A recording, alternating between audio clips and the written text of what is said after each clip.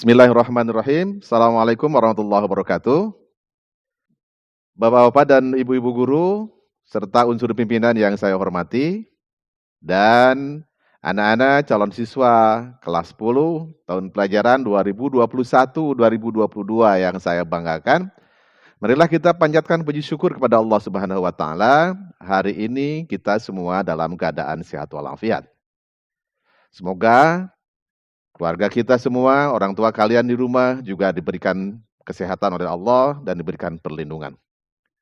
Nah, pada hari ini saya ingin memperkenalkan kepada calon siswa SMA Plus PGRI Cibinong sekilas tentang quantum learning. Tentu saja kalau kita membahas quantum learning membutuhkan waktu yang cukup banyak.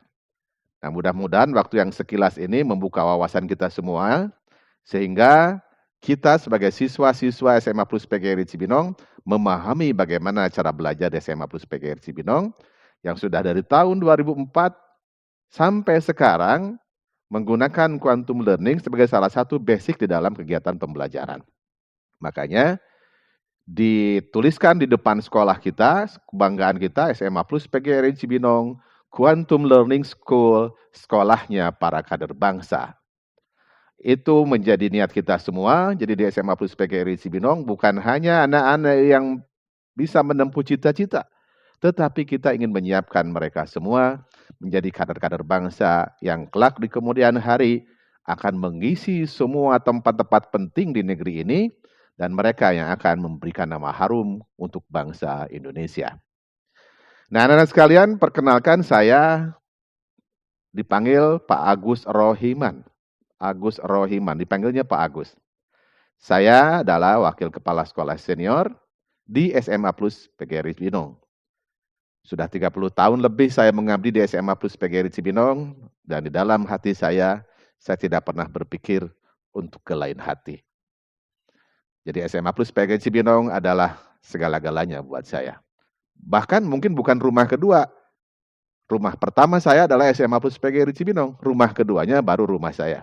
Karena waktu saya lebih banyak di SMA Plus PGRI Cibinong dibandingkan dengan di rumah. Dan saya kira banyak juga guru-guru yang di sini yang seperti itu, seperti saya. Baiklah, anak-anak semuanya, quantum learning itu sebenarnya dicetuskan oleh seorang kepala sekolah di Amerika Serikat yang bernama Bobby De Porter sekitar tahun 80-an. Nah, semua pengalaman-pengalaman dia ketika dia mengajar, dia tuliskan dalam sebuah buku yang disebut dengan quantum learning. Itulah yang membedakan kita dengan orang lain. Atau yang membedakan kita dengan Bobby De Porter.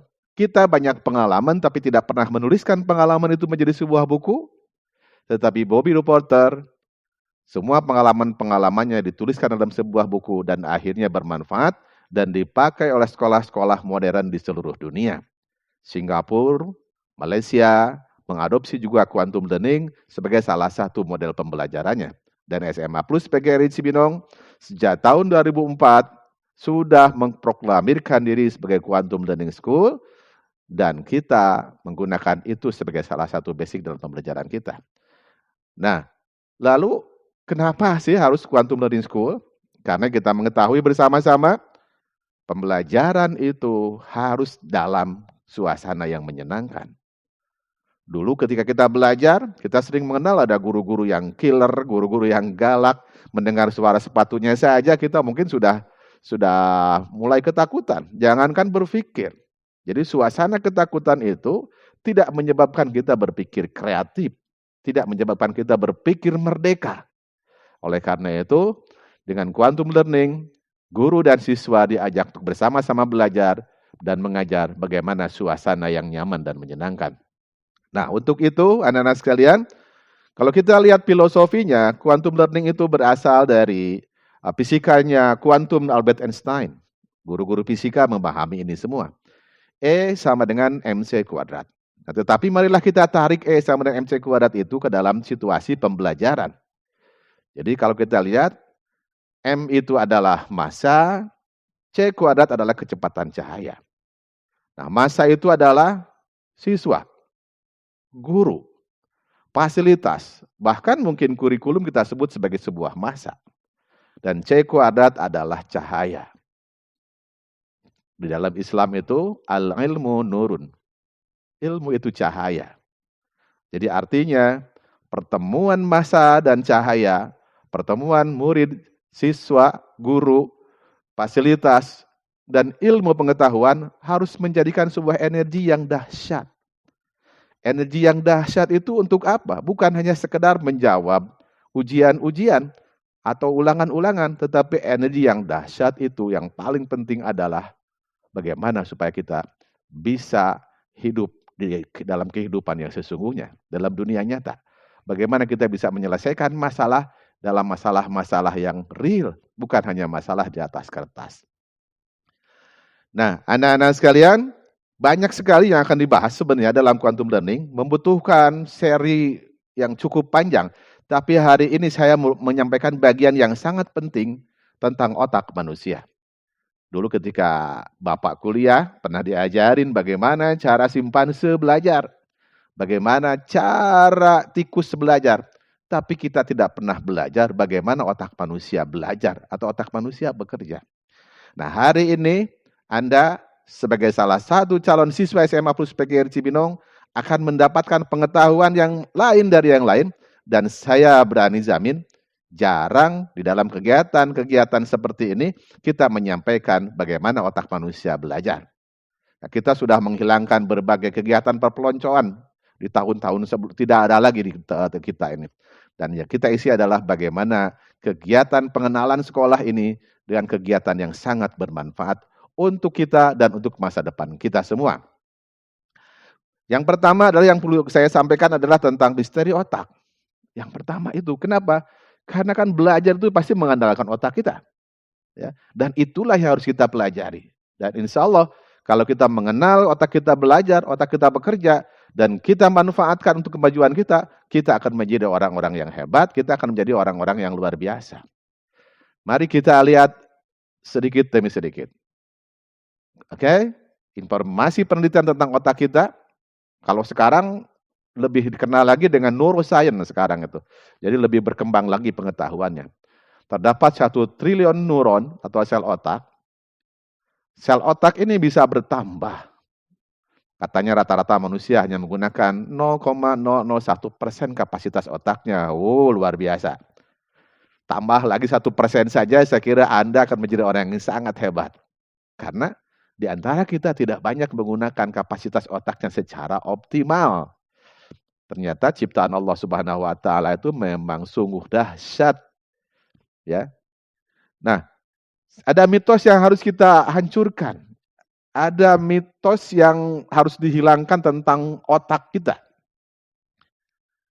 Mitos itu mungkin kita bisa beranggapan bahwa sesuatu yang dipercaya oleh manusia yang sebenarnya belum tentu kebenarannya, itu mitos.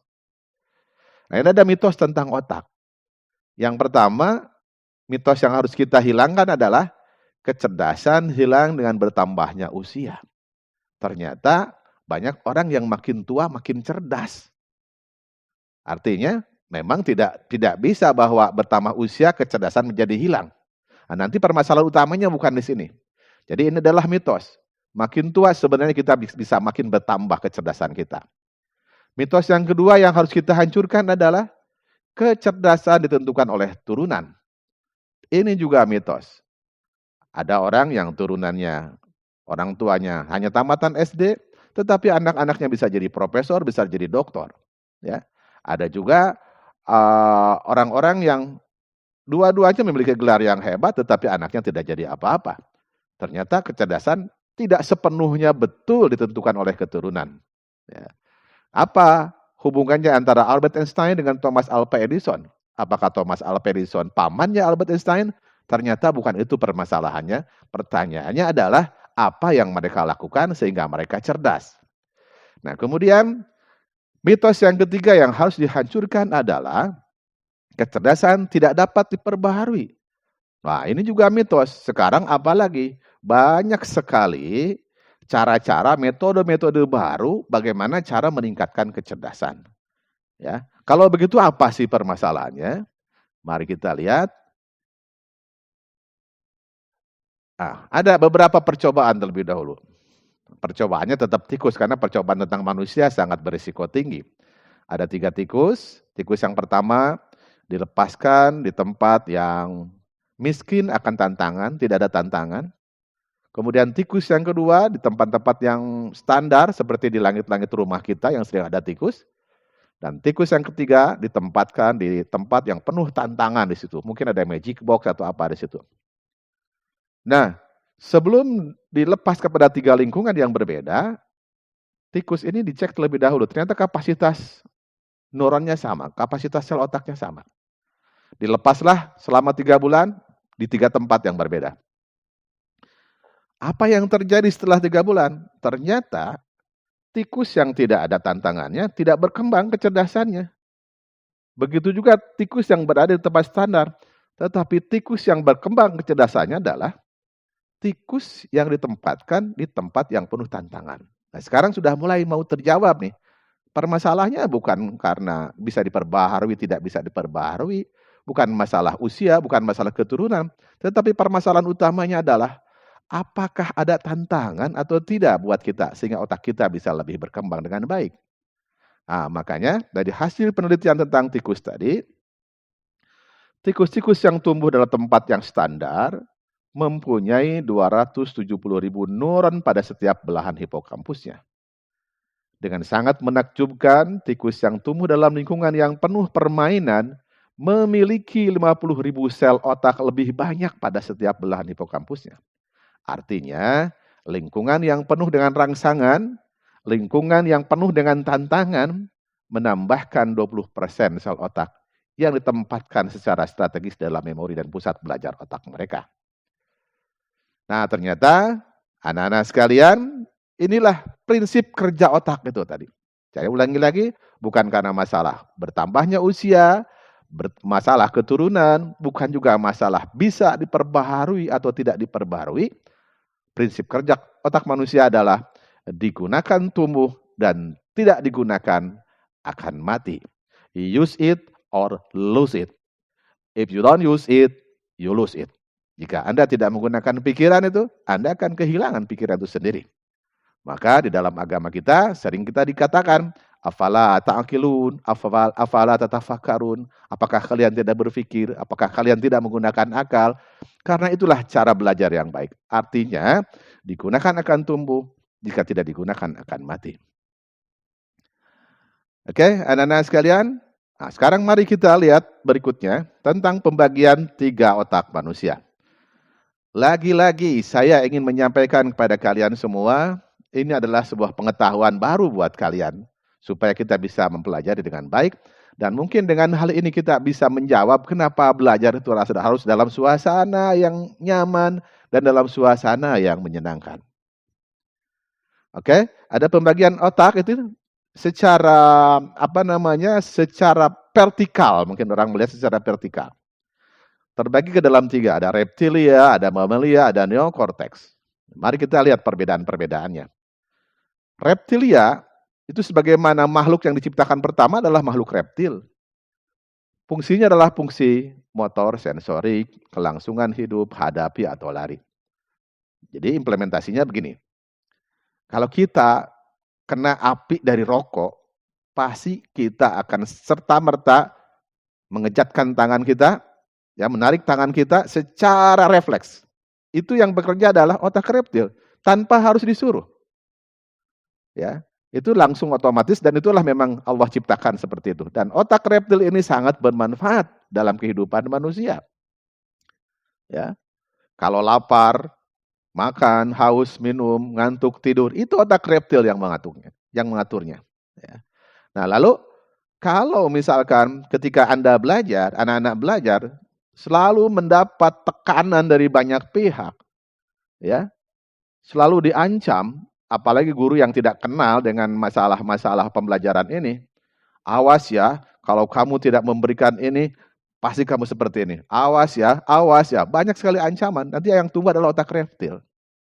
Nah, biasanya anak-anak yang begini akan mencari sparring partner, cari teman untuk berantem, karena otak reptilnya yang disentuh.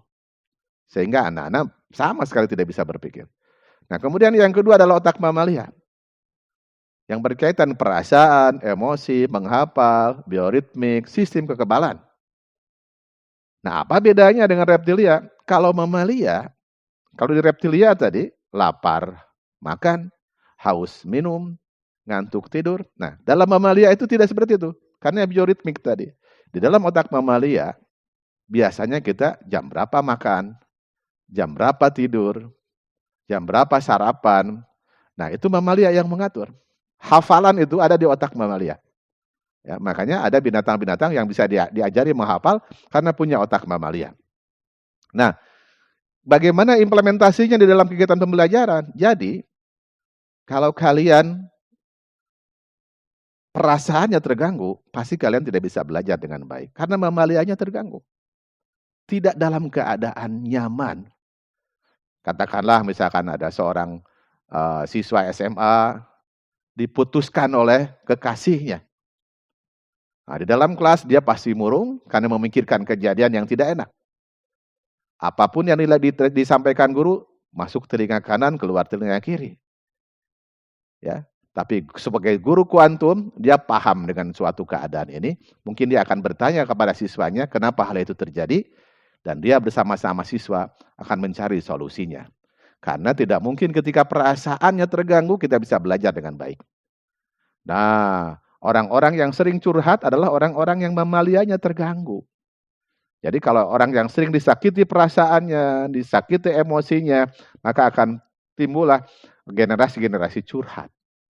Nah, oleh karena itu, anak-anak sekalian, bagaimana supaya neokortek ini bisa tumbuh dengan baik, bisa digunakan dengan baik untuk berpikir, maka kita harus aman dari reptilia dan harus aman dari mamalia.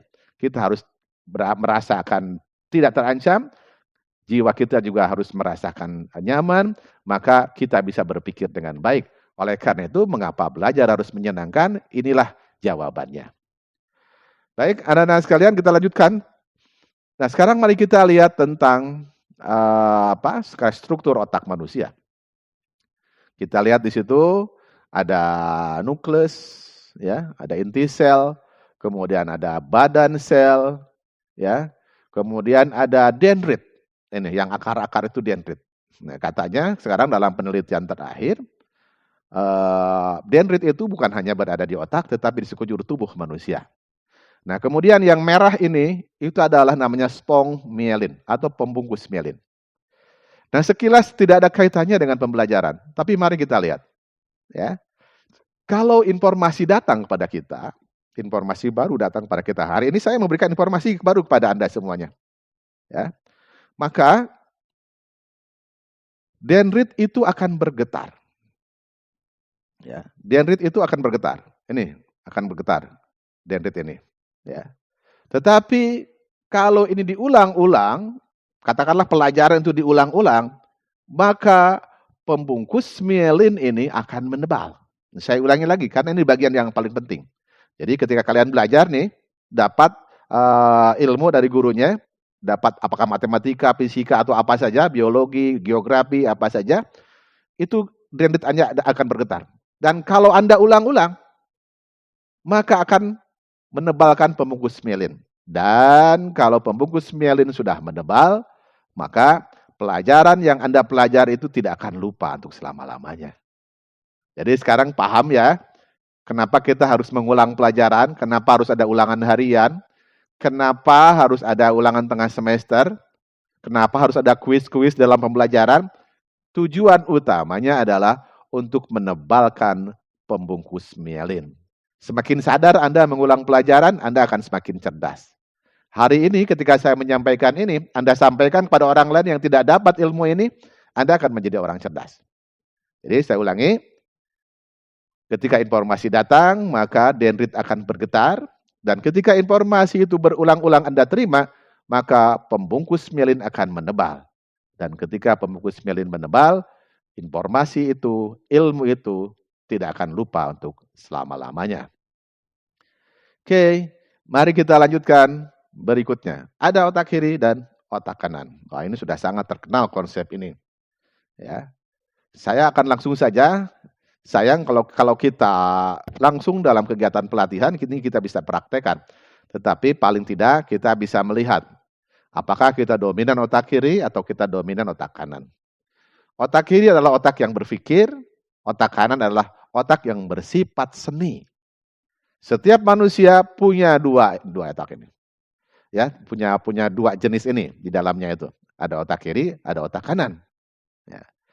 Nah, di dalam pembelajaran, ketika kita sedang belajar, tidak jarang terjadi jalannya otak kiri diganggu oleh otak kanan. Contoh misalkan, mungkin kalian sudah pernah punya pengalaman ketika sedang mendengarkan guru menyampaikan suatu pelajaran, kalian ketok-ketok bangkunya atau pulpen tak tok seperti itu sebenarnya secara tidak disadari. Karena itu alamiah.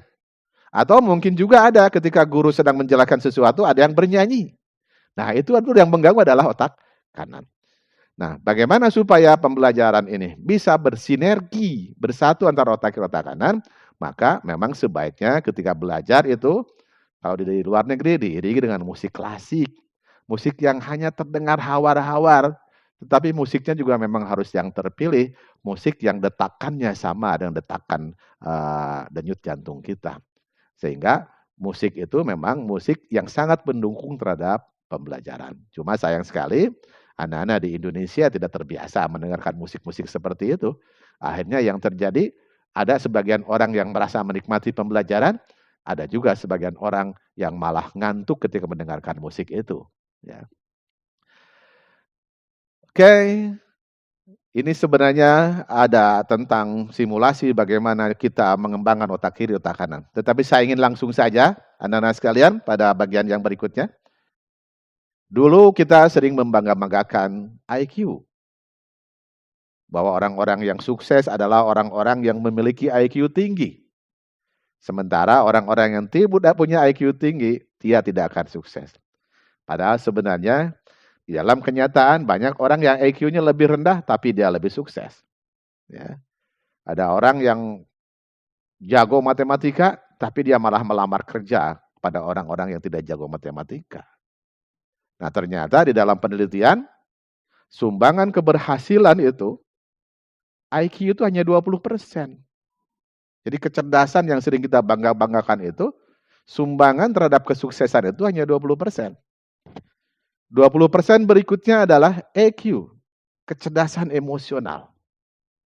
Ya, kalau saya singkat, kecerdasan emosional itu adalah mampu merasakan perasaan orang lain. Ketika orang lain mengalami kesusahan, kita ikut merasa empati. Ketika orang lain mendapat kebahagiaan, kita ikut bersyukur. Hindari penyakit SOS. Senang kalau orang lain susah, dan susah kalau orang lain senang. Dan juga boleh juga kita pakai SOS yang baik. Senang melihat orang lain senang dan merasa sedih ketika orang lain susah. Nah, itu adalah orang-orang yang mempunyai kecerdasan emosional tertinggi. Kalau orang lain mendapat kebahagiaan, kita turut memberikan support, kita turut berbahagia, turut mendoakan atas kesuksesan orang lain. Itu adalah orang-orang yang memiliki kecerdasan emosi yang tinggi. Kita merasa tersentuh dengan penderitaan orang lain. Tangan kita selalu ingin membantu orang lain. Ya, selalu ingin melepaskan kesulitan orang lain, kesulitan teman, tetangga, siapa saja. Itu adalah orang-orang yang memiliki kecerdasan emosional yang tinggi. Itu 20%. Jadi kalau kita punya EQ itu baru 40%. Nah, ternyata 60% yang paling penting dalam kesuksesan adalah spiritual quotient atau kecerdasan spiritual. Secara singkat mungkin saya bisa mengatakan kecerdasan spiritual adalah mampu memaknai setiap kejadian dengan makna yang positif. Kalau suatu kejadian menimpa kita, maka kita memaknai itu cari yang positifnya apa. Kalau misalkan kita gagal dalam suatu hal, kita berkata pada diri kita, mungkin Allah akan memberikan cara yang lain kepada saya. Allah akan berikan sesuatu yang lain yang lebih baik daripada itu. Itulah kecerdasan spiritual, kecerdasan yang mampu memaknai setiap kejadian selalu dimaknai positif untuk kehidupan dia di masa yang akan datang. Nah, ternyata anak-anak sekalian, IQ hanya 20%, EQ 20%, yang paling besar menentukan keberhasilan seseorang adalah kecerdasan spiritual. Nah, barulah saya masuk kepada bagian yang terakhir. Ya, judulnya sebenarnya adalah multiple intelligences, kecerdasan berganda. Mungkin anak-anak generasi sekarang tidak kenal ini. Ya, ada Rudi Hadisuwarno, ada Rudi Hartono, siapa yang lebih cerdas? Saya mungkin lebih mudah lagi, siapa yang lebih cerdas antara Agnes Monica dengan Lionel Messi? Ada mungkin lebih familiar dibandingkan Rudi Hartono dan Rudi Hadisuwarno. Ya. Siapa yang lebih cerdas? Habibie, kalau Habibie pasti kenal semua, ya. Atau Rhoma Irama, ya. Itu pertanyaan-pertanyaan klasik yang sering ditanyakan. Siapa yang lebih cerdas di antara mereka?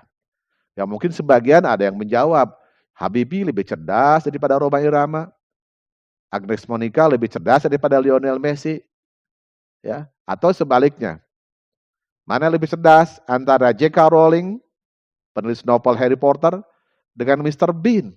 Anda tahu, Mr. Bean sebenarnya adalah seorang sarjana elektro, tetapi dia dikenal sebagai seorang komedian.